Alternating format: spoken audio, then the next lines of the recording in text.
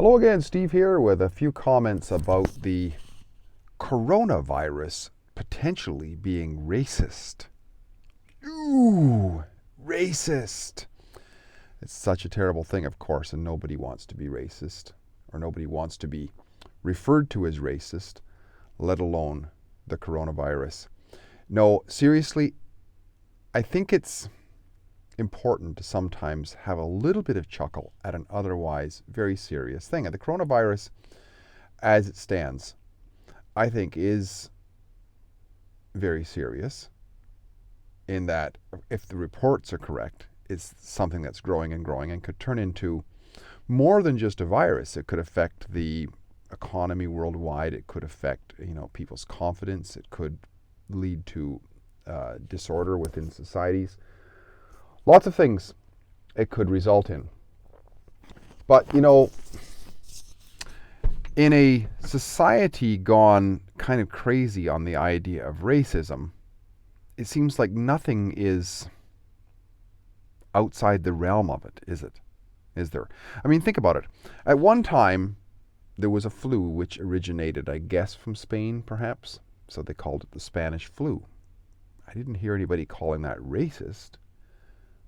But apparently, if this flu is called the China flu or the Kung flu or the Wuhan flu or whatever, that's considered racist.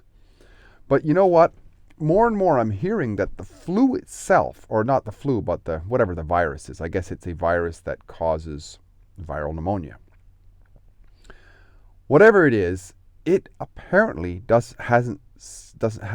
it seems like it may not have gotten the memo that you're not supposed to be racist. So far, my understanding is mostly the people who are getting it are Orientals. I will use the word Oriental. I know that some people say that's politically incorrect, but people from the Orient, people who are of perhaps Han race, I guess, if that is such a race.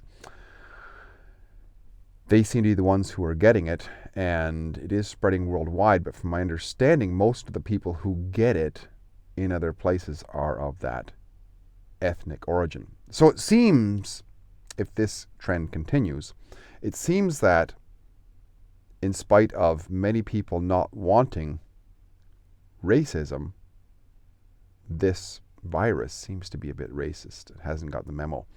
So what can we learn from this? Well, what we can learn from this is that reality doesn't seem to care about our preferences. This is a very tragic thing that's happening. And for every person that dies, that's a life snuffed out earlier than it should be, probably. Absolutely.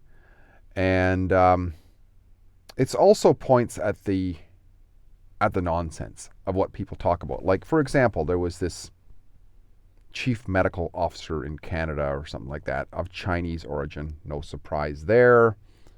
Woman, Chinese, diversity, all this sort of thing. Probably that's why she's in that position. You would think that somebody who is a chief medical officer would be talking about the seriousness of the disease. But what is she tweeting about? Racism. I mean, it's just absolutely shocking. And meanwhile, the disease apparently is racist, because it's going through the Chinese or East Asian or Oriental populations faster than anybody. It's just absolutely astounding.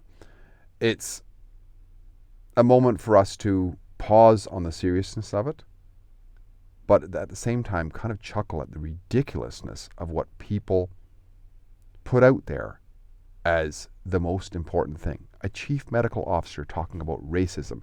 You would think in that position, with such a serious disease, she'd be focusing her attention on the disease. But oh no, in her mind, the biggest disease is racism, which is only a side disease in terms of this thing, because it itself seems to be racist. You'd think maybe she would look at that. Steve here, great chatting. If you like what I'm doing, please like, subscribe, and share. We'll talk again soon. Bye for now.